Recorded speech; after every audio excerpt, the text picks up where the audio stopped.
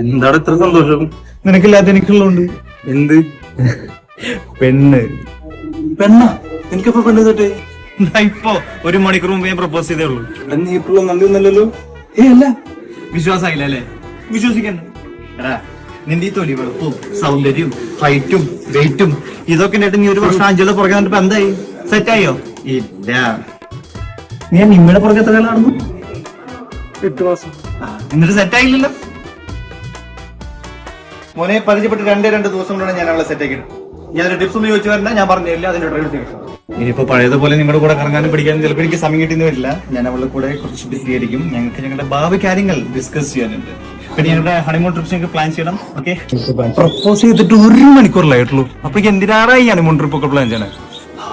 Singles ആയി നിങ്ങളോടൊന്നും പറഞ്ഞാൽ നിങ്ങൾക്ക് മനസ്സിലാവില്ല.